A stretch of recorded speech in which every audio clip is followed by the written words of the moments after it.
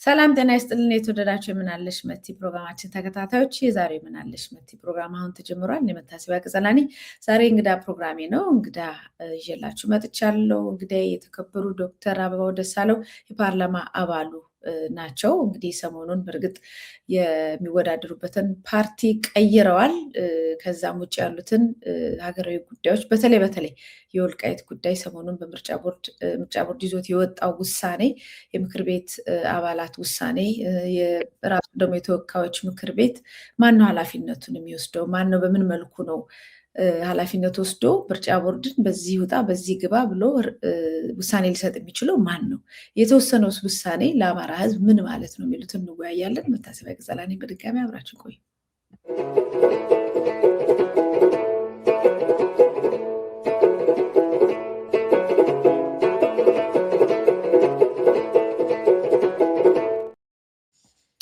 ጤና ይስጥልኝ ዶክተር አበባው ደሳለው።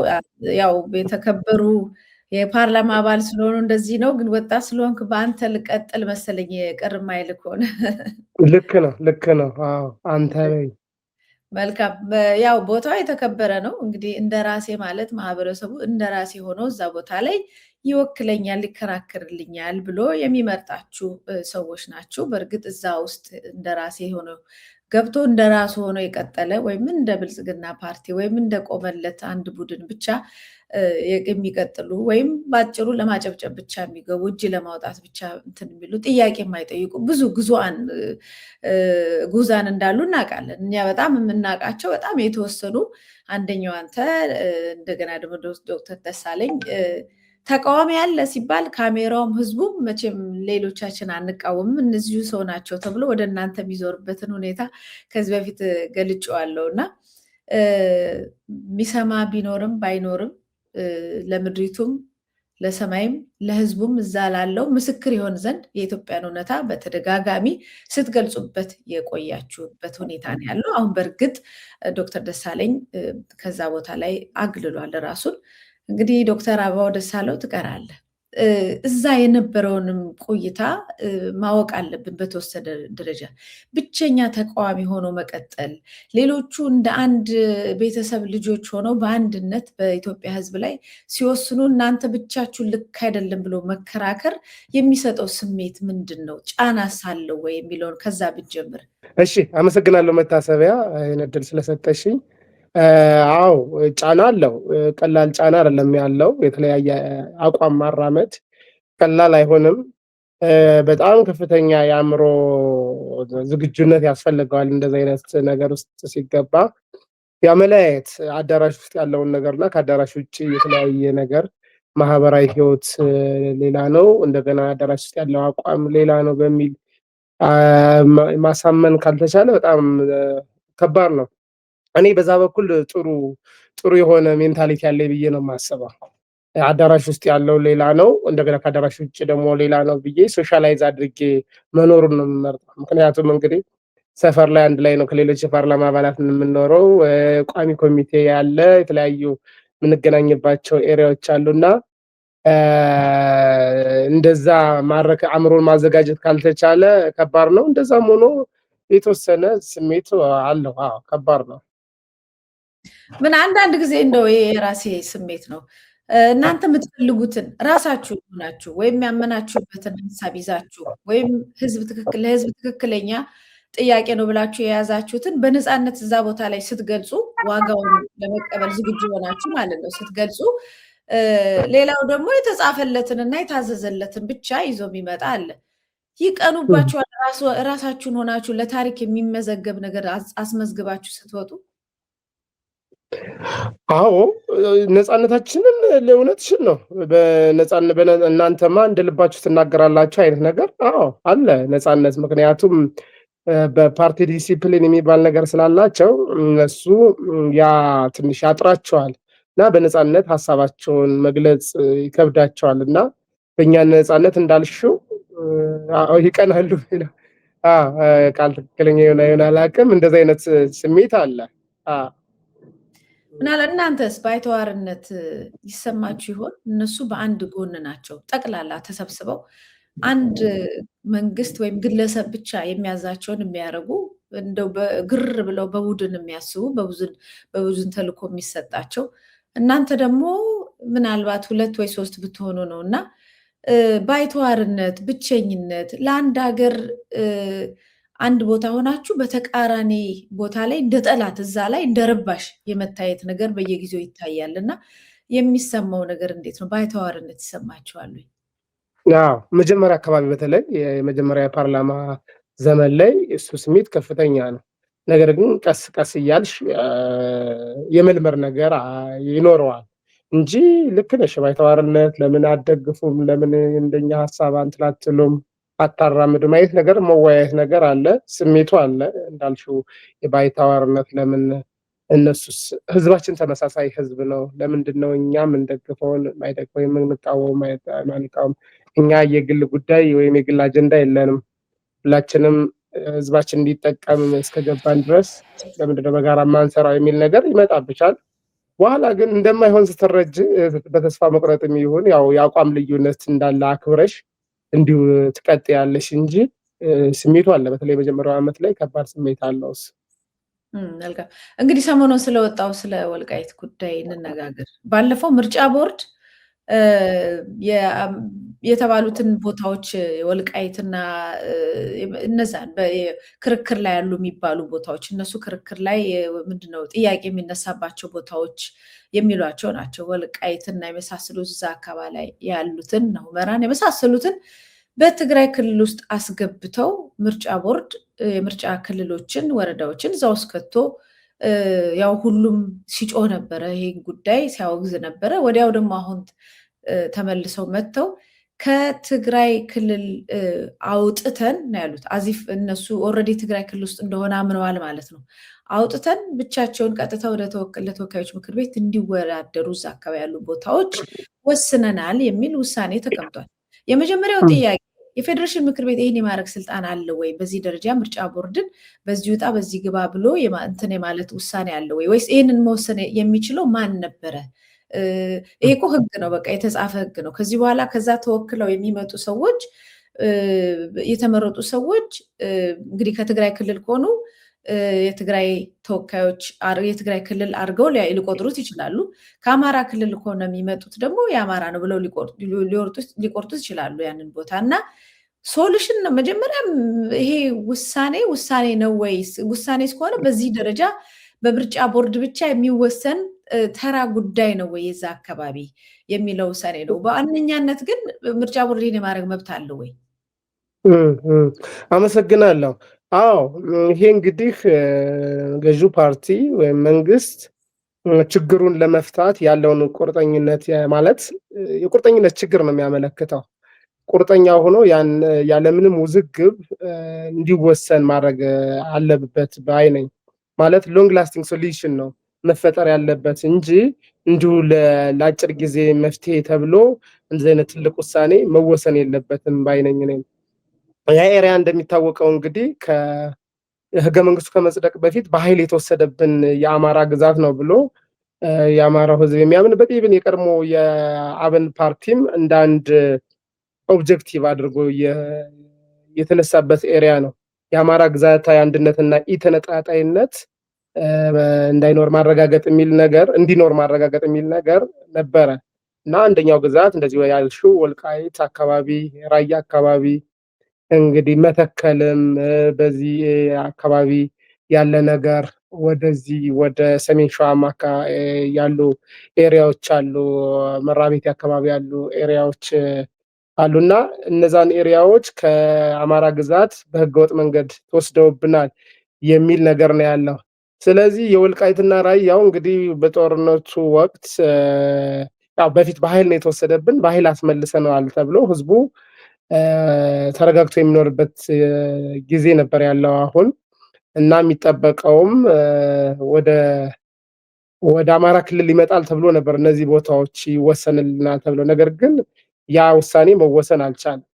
እንግዲህ በትግራይ በኩል ደግሞ ያሉት እንደምታውቂው ይሄ ህጋዊ ድንበራችን ነው ብለው ምዕራብ ትግራይ እንደዚህ ያሉ ደቡባት ትግራይ ያሉ ወደ እነሱ እንዲካተት የመፈለግ ነገር አለና መንግስት ቁርጥ ያለ ውሳኔ መስጠት ነበረበት ከዚህ ነገር ጋር የተገናኘ። ኢቨን የፕሪቶሪያው ስምምነት ብዙ ጊዜ ይነሳል። እሱ እንኳን ብንል የፕሪቶሪያ ስምምነት እንግዲህ ሪፈረንደም ነው። ሪፈረንደም እንዲወሰን በህዝብ ውሳኔ እንዲወሰን ነው። ያንንም ማድረግ አልቻለም መንግስት። እንግዲህ በገዛ አካባቢ ያሉ እውነተኛ ሰዎች ተመልሰው እውነተኛ ተፈናቃዮች ተመልሰው በጦርነት ውስጥ ተሳትፎ የሌላቸው ወይም የጸጥታ አካላት ያልሆኑ ሰዎች እንዲመለሱ ተደርጎ ህዝበ ውሳኔ እንዲደረግ አድርጎ መወሰን ነበረበት። እንግዲህ የፌዴሬሽን ምክር ቤት ስልጣን መሆን ያለበት ይሄ ነው። አወዛጋቢ የሆኑ ድንበሮችን፣ አወዛጋቢ የሆኑ መሬቶችን ወሳኝ የሆነ እልባት መስጠት ነበር። እንደዚህ የማያከራከር እልባት መስጠት ላይ ነበረ ማተኮር የነበረበት እና አሁን ግን እንዲሁ ለጊዜው አለባብሶ ለማለፍ ጊዜያዊ እፎይታ ለመስጠት ብቻ በሚመስል ሁኔታ ነው የተወሰነው እና ይሄ ደግሞ ሁለቱን ህዝቦች በጣም የሚያጋጭ ነገር ነው። ያለው ነገር ጥሩ ነገር አይደለም ነው የምለው።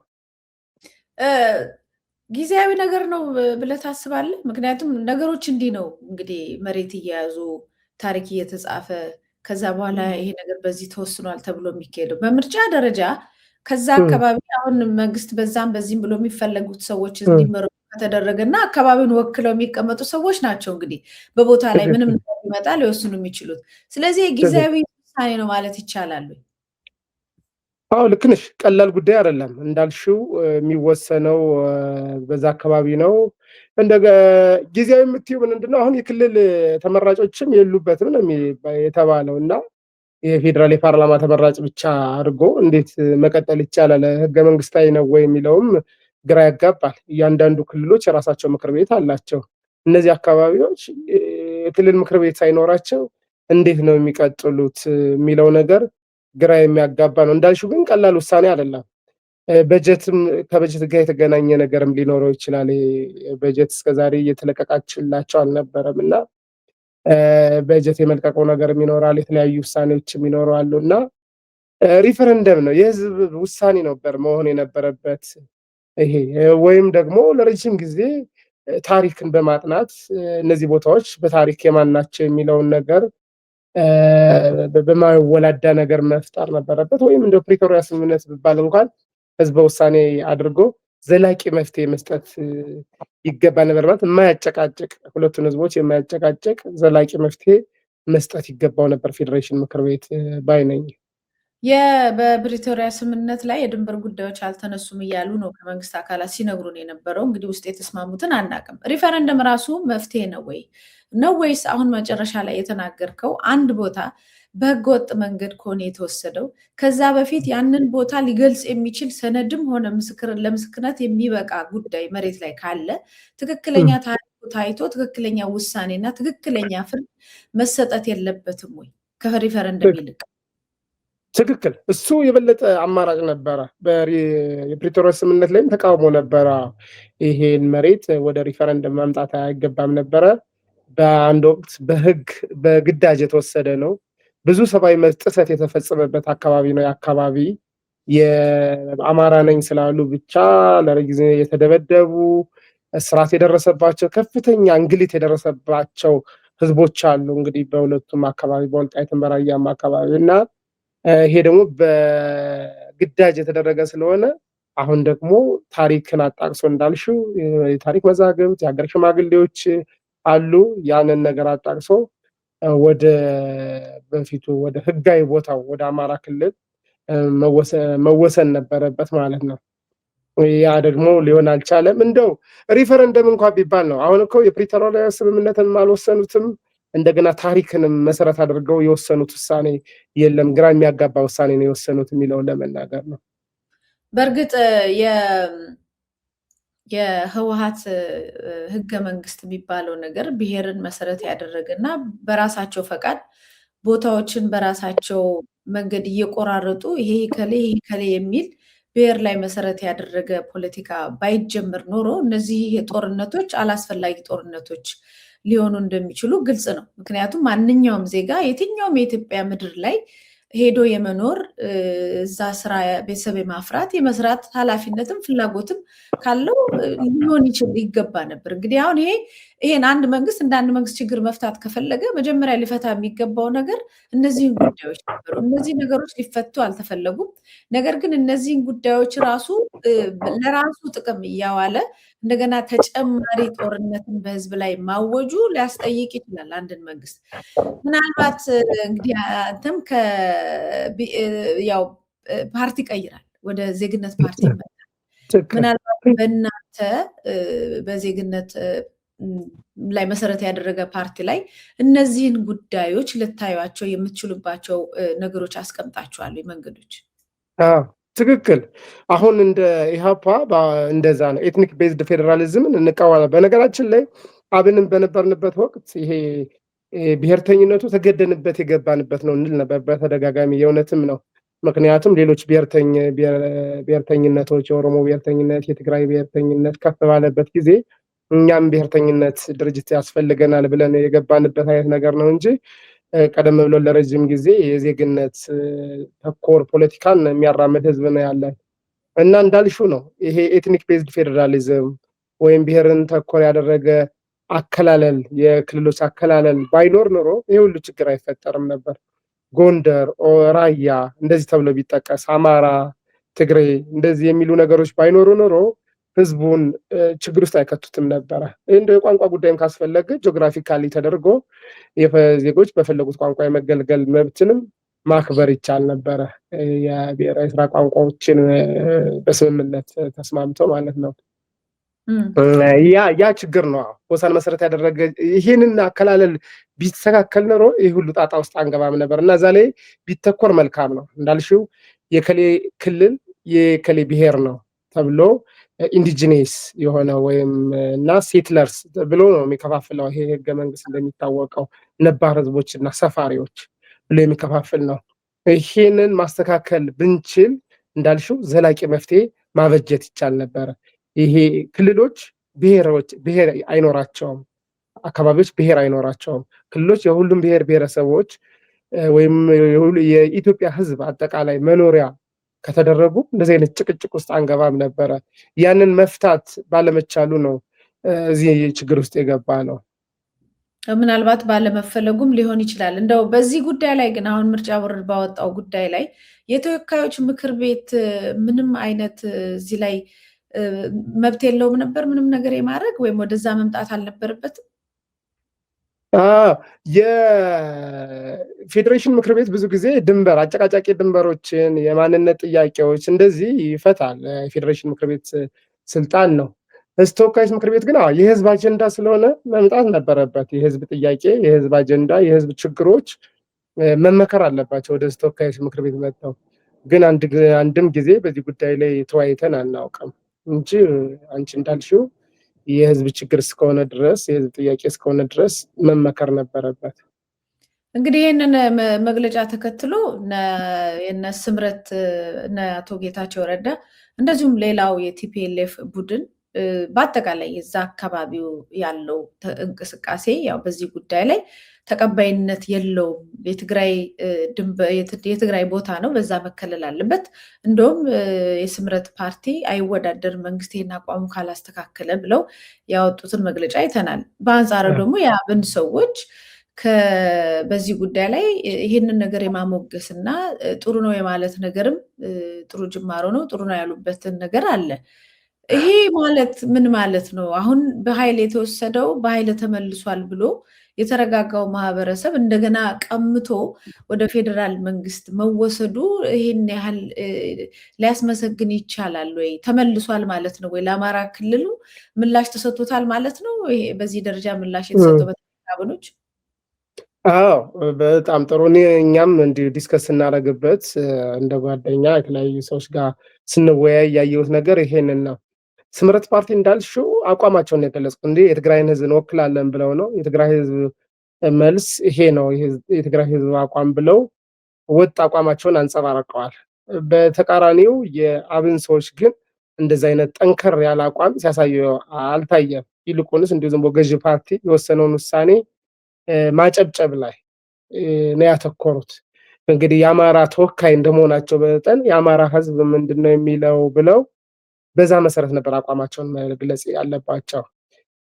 ይህ ውሳኔ የአማራን ህዝብ አይወክልም፣ በዘላቂነት ወይም በቋሚነት በግዴታ የተወሰደው መሬት ወደ ህጋዊ ባለቤቱ መመለስ አለበት ብለው እንደዚህ አይነት አቋም ወይም አቋም መግለጫ ማውጣት ነበረባቸው ባይነኝ እና እንዲሁ በዚህ ውሳኔ ከፍተኛ ደስታ ማሰማት አይገባም ወይም ማንጸባረቅ አይቻለሁ። አሁን የአብን አመራሮች በሙሉ በሶሻል ሚዲያ ገጾቻቸውም የገለጹበት ሁኔታ አለ፣ በዚህ ተደስተው ማለት ነው።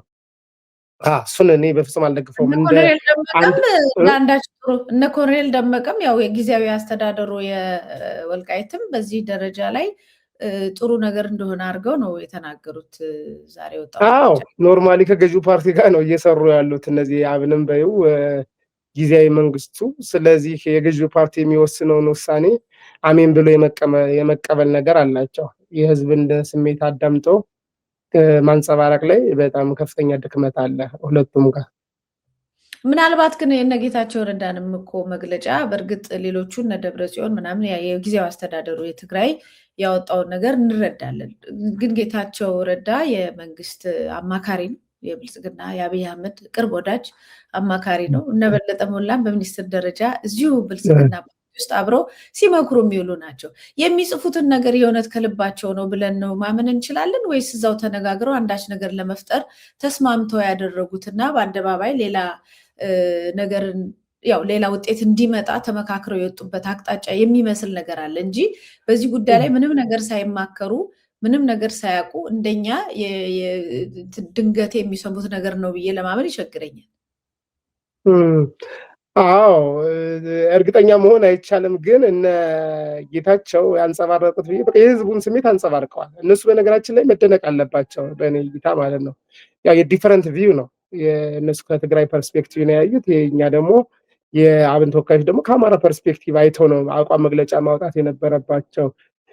እንደው አውቀው ለድራማ ነው የሚለውን እንግዲህ መመርመር ያስፈልጋል። እርግጠኛ ሆኖ መናገር ይከብዳል።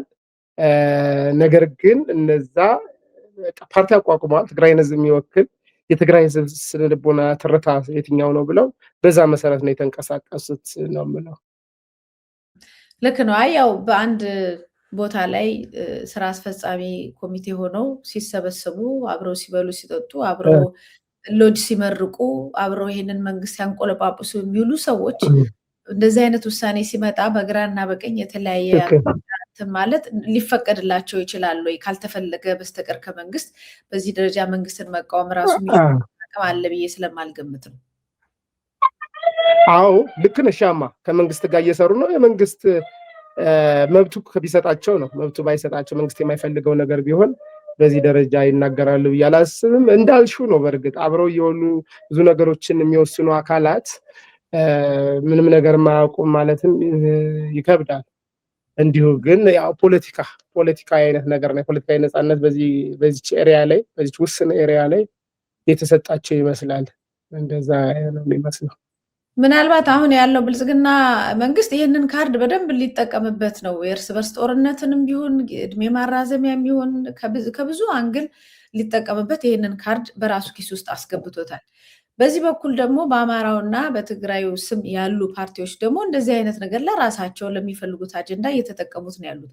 በመሀል ጦርነት ቢገባ የሚያልቀው ያው መከረኛ ማህበረሰብ ነው። ባጀት የተከለከለ፣ በጦርነት የተዳከመ፣ በድህነት እጅግ በጣም የተጎዳ፣ ትምህርት ተዘግቶበት በየአቅጣጫው ደፋ ቀና የሚል ወጣት ነው እና ዋጋ የሚከፍለው ህዝቡ ነው። ሌሎቹ ከላይ ያሉ ጠቅላላ የራሳቸውን አጀንዳ ሊያስፈጽሙ። ስለዚህ ምናልባት ህዝቡ እንደ ህዝብ ይሄን ነገር ራሱን ከጦርነትም ከምንም ለማዳን ለዚህ መፍትሄ ሊሆን የሚችል ነገር ሊያመጣ ይገባል። ህዝቡ ለህዝቡ ለመነጋገር ይጠበቅበታል ወይ? ትክክል። ህዝቡ እንግዲህ ይታወቃል። በድንበር አካባቢ የሚኖሩ ህዝቦች ምን አይነት በደም በባህል በሃይማኖት የተሳሰሩ እንደሆነ ይታወቃል እና የፖለቲካ ኤሊቶቹ በሚወስኑት ውሳኔ ነው ብዙ ጊዜ ችግር የሚፈጠረው። ህዝቡ ወደ ጦርነት እንደሚገባበት ነገር እንዳይኖር ከፍተኛ ጥረት መደረግ አለበት። ከዚህ በፊት እንደሚታወቀው በሰሜኑ ጦርነት ጊዜም ምን አይነት ዋጋ እንደተከፈለ ይታወቃል። የአማራ ህዝብ፣ የትግራይ ህዝብ፣ የአፋር ህዝብ የደረሰበት መከራ ይታወቃል።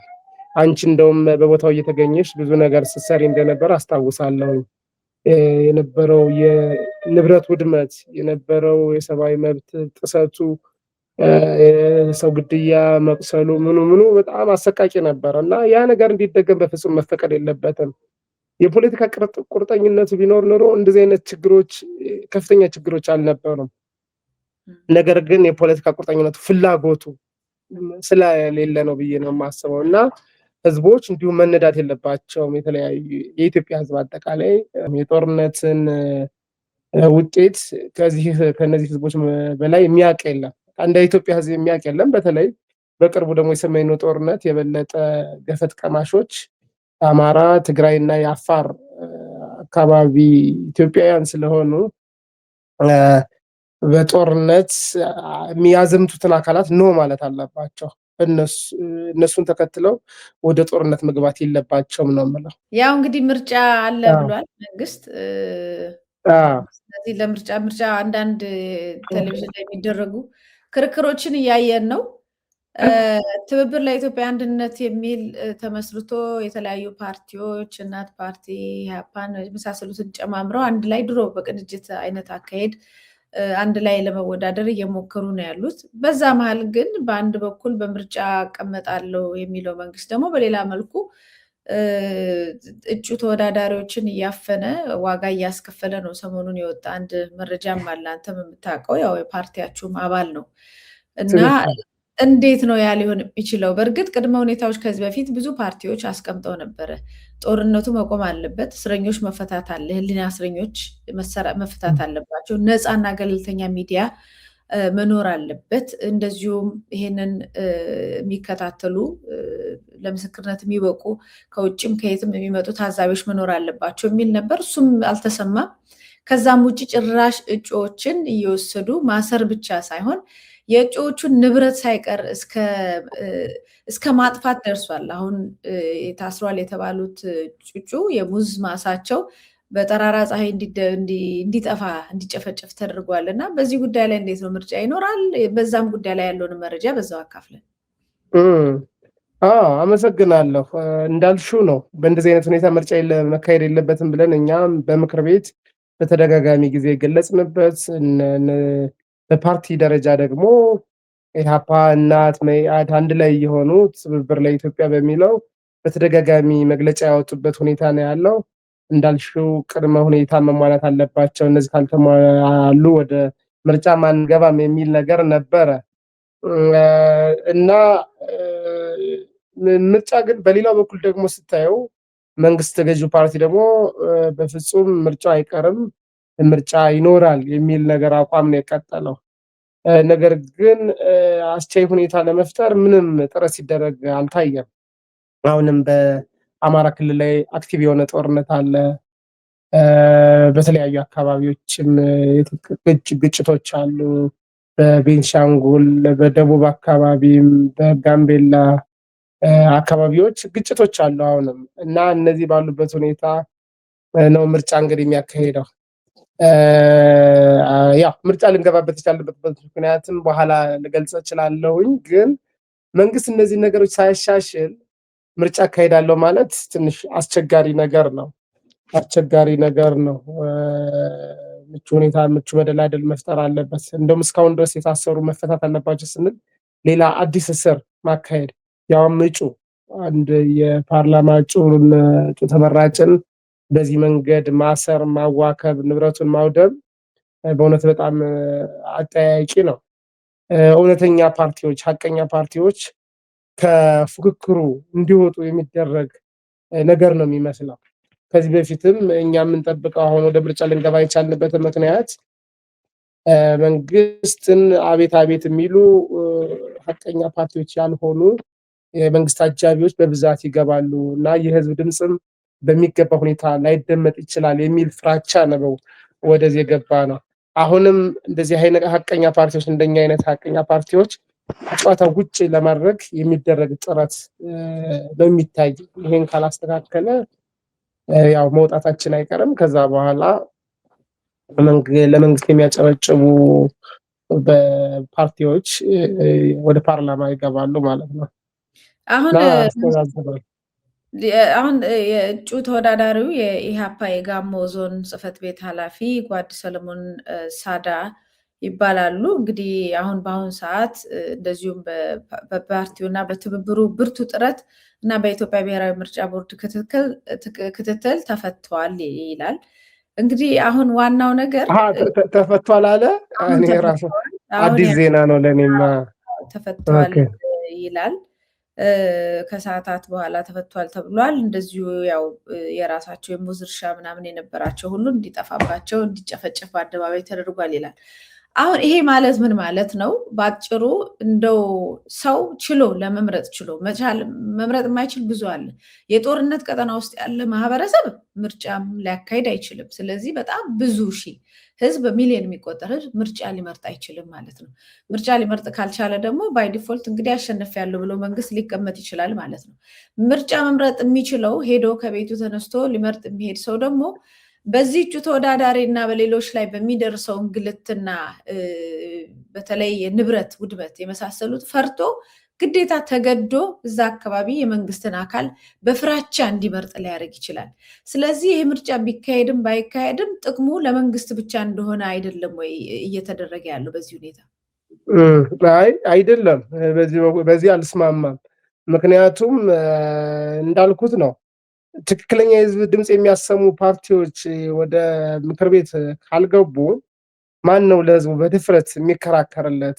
የተለያዩ ውሳኔዎች ሊወሰኑ ይችሉ የሚከራከርለት የሚሞግትለት ማን ይሆናል? ማንም አይሆንም ማለት ነው። እንዲሁ እንደ ብልጽግና ፓርቲ አጨብጭበው የሚመጡ ፓርቲዎች ከሆኑ በጣም አስቸጋሪ ነው። ስለዚህ ህዝቡ ይጎዳል ባይ ነኝ እኔ። ሀቀኛ ፓርቲዎች ወደ ከፖለቲካ በወጡ ቁጥር ወይም ከምክር ቤት በወጡ ቁጥር የሚጎዳው ህዝቡ ነው ባይ ነኝ። መንግስትማ ምን ይጎዳል? መንግስት ይቀጥላል። ሀቀኛ ፓርቲዎች ቢኖሩም ባይኖሩም መቀጠሉ አይቀርም። ነገር ግን የስልጣን መባለግን መቆጣጠር የሚቻለው በመሞገት ነው። ስለዚህ ሞጋች የሆኑ ፓርቲዎች ወደ ምክር ቤት መግባታቸው ጥቅሙ ለህዝብ ነው ባይ ነው። ልክ ነው። እሱን ማን የምስማማሉ። አሁን እነዛ ሰዎች ተመርጠው ወደ ፓርላማ እንዲገቡ የሚያደርገው ሲስተም የተበላሸ ነው። ሰዎች ፈርተው የብልጽግና ሰዎችን ብቻ እንዲመርጡ የሚያደርግ ነው። አሁን እዚህ የምናየው እስርና እንግልት በራሱ ማለት ነው። በአብዛኛው ደግሞ ህዝቡ ትክክለኛውን ምርጫ የማያካሄድበት ሁኔታዎች መሬት ላይ አሉ እና ራሳቸው ሞልተውት ያው ተወክለናል ብለው ካልሞሉት በስተቀር ህዝብ ሊመርጥ የሚችልበት ሁኔታ ሙሉ በሙሉ የተዳከመ ነው ለማለት ነው እንጂ በትክክለኛ ምርጫ የተሻለ ነው። ልክ ነሽ። በሱ እስማማለሁ። እውነትሽን ነው። ሀቀኛ ፓርቲዎችን ሀቀኛ ተወካዮችን አስወጥቶ ራሱና አጃቢዎችን ብቻ ለማስገባት የሚያደርገው ጥረት ነው ብለን ነው የምናስበው እኛም። ደግሞ ለህዝቡ ምንም የሚፈይደው ነገር የለም። ለስልጣኑ መንግስት ለገዢው ፓርቲም በነገራችን ላይ አይጠቅመው። የህዝብ ድምፆች እንዲሰሙ ሲደረግ የተወሰነ ነገሮችንም ማስተካከል ሲችል ነው ስልጣኑን ማራዘም የሚችለው። አለበለዛ የትጥቅ ትግሉ እንዲራዘም ነው የሚያደርገው፣ ብጥብጡ እንዲራዘም ነው የሚያደርገው እንጂ ዜጎች በብዛት ወደ ሰላማዊ ትግሉ እንዲመጡ ማድረግ የሚቻለው ምቹ ሁኔታ መፍጠር ሲቻል ነበር። ምናልባት የመጨረሻ ጥያቄ ነው ይሄ የምጠይቀው እና ምናልባት ሀገራችን ውስጥ እየሆነ ያለው ነገር መቼም እንግዲህ ለአንተ ለመንገር ከባድ ነው። ሁሉን ነገር እናንተ በየጊዜው ሪፖርት እየሰራችሁ የምታቀርቡት ነገር ነው። የጦርነቱ ሁኔታ፣ የኑሮ ውድነት ሁኔታ፣ ህዝቡ በጣም በጭንቀት ነው እንግዲህ እየኖረ ያለው ማለት ነው። ከሚሰደደው የሚተርፍ ከስር የሚተርፈው በየአካባቢው ከሚገደለው ከድሮን ከመሳሰሉት ጥቃቶች የሚተርፈው ማህበረሰብ ደግሞ በሰቀቀን ነው እየኖረ ያለው። ህዝብ እንደ ህዝብ ይህንን ጥያቄ ይዘው በአደባባይ ለሚወጡ ነፍጥ ይዘው ጫካ ለገቡ ብቻ ለውጥ መምጣት አለበት ብለው ለሚንቀሳቀሱ ኃይሎች በተለይ እናንተ ፓርላማ ውስጥ ብቻችሁን ሆናችሁ የህዝብን ድምፅ ለምታሰሙት ኃይሎች ወይም በህዝባዊ አመፅም ሆነ በህዝባዊ እንቅስቃሴም ለውጥ ማምጣት ለሚፈልግ ኃይል ህዝብ የራሴ ጉዳይ ነው ብሎ አቅም ካልሰጠና አብሮ ካልቆመ ለውጡ በጣም ሩቅ ነው የሚሆነው። ስለዚህ ይህንን ሁኔታ ደግሞ በተወሰነ ደረጃ እንቅስቃሴ ቢኖርም በቂ አይደለም እና የእናንተ ጥቂቶች ብቻ በፊት ለፊት የመውጣቱ ሂደት ህዝብ ከኋላ ካልተከተለ ምናልባት እናንተን ከማስጠቃት በዘለለ ሊያራምድ ይችላል? ልክ ነው። በጣም ትክክል ነሽ። ለውጥ የሚያመጣው የህዝብ ትግል ነው እንዳልሽው። እኛ ከፊት ሆነን ልንመራ እንችላለን እንጂ ህዝብ ካልተከተለ ምንም ትርጉም የለውም። ከዚህ በፊትም የመጡ ለውጦችን ስናይ ከፍተኛ የህዝብ ማዕበል፣ ከፍተኛ የህዝብ ድጋፍ ያላቸው ነገሮች ናቸው ለውጥ ያመጡት። አሁን እንደሚታየው ተስፋ የመቁረጥ ነገር አለ። በሰላማዊ ትግል ተስፋ ቆርጦ ወደ ጫካ የገባ ነው የሚበዛው። ከጫካ መግባት ያልቻለ ደግሞ እጁን አጣጥፎ የመቀመጥ ነገር ምን ያደርጋል? ሰላማዊ ትግል ከዚህ በፊት ተሞክሮ ለውጥ ያላመጣ ነው የሚል ነገር ነው ያለው እና ይሄ ግን ስህተት ነው የምለው። ሰላማዊ ትግል ለውጥ ያመጣል፣ ተስፋ መቁረጥ አይገባም ባይ ነው። ህዝቡም በብዛት መብቱን ለማስከበር መጣር አለበት። በእያንዳንዱ ሌቭል ላይ የተለያዩ ፍርደ ገምደል ውሳኔዎች ሲወሰኑ እንሆ ማለት መቻል አለበት፣ መሞገት መቻል አለበት። የተለያዩ የሰላማዊ ትግል አማራጮችም ሲጠሩ፣ ፓርቲዎች ሲጠሩ ተከታትሎ ያንን ማስፈጸም አለበት ባይ ነኝ። ይህም ለመንግስትም ነው በነገራችን ላይ የሚጠቅመው። እንደው ጦርነት እንዴት እንደተወደደ እንትን ይላል እንጂ ይገርመኛል እንጂ ዜጎች ሀሳባቸውን በሰላማዊ መንገድ በሰላማዊ ሰልፍ በተለያዩ የሰላማዊ ትግል አማራጮች መግለጽ እንዲችሉ ቢያደርግ ወደ ጫካ የሚገባው ቁጥር በጣም ይቀንሳል እና መንግስት ደግሞ በተቻለው አቅም የህዝብን ሮሮ የህዝብን ጩኸት ሰምቶ በቻለው አቅም መፍታት ቢችል መንግስትም ስልጣኑን ያራዝማል፣ የህዝብ ችግሮችም ይፈታሉ ብዬ ነው የማስበው። ነገር ግን አሁን ያለው ሁኔታ መንግስትም ብዙ ፍላጎት የለውም ሰላማዊ ትግልና ያበረታታል፣ ህዝቡን በሰላማዊ ትግል አማራጮች ተስፋ ቆርጧል። ይህ ግን መሆን የለበትም ባይ ነው። በጣም አመሰግናለሁ። እንግዲህ ከዚህ በላይ አልዝም። ዶክተር አበባው ደሳለው እጅግ በጣም ነው የማመሰግነው ስለነበረን ቆይታ። እሺ መታሰቢያ፣ እኔም በጣም ነው የማመሰግነው። መልካም እድል። አድማጭ ተመልካቾቻችን ስትከታተሉት የቆያችሁት የዛሬው ምናለሽ መቴ ፕሮግራማችንን ነበረ። እንግዲህ ከእንግዳችን ጋር ባሉት ወቅታዊ ጉዳዮች ላይ ውይይት አድርገናል። ሌላ እንግዳ ይዤላችሁ እስከምቀር መታሰቢያ ገዘላ ነበርኩ። ሰላም ቆዩ።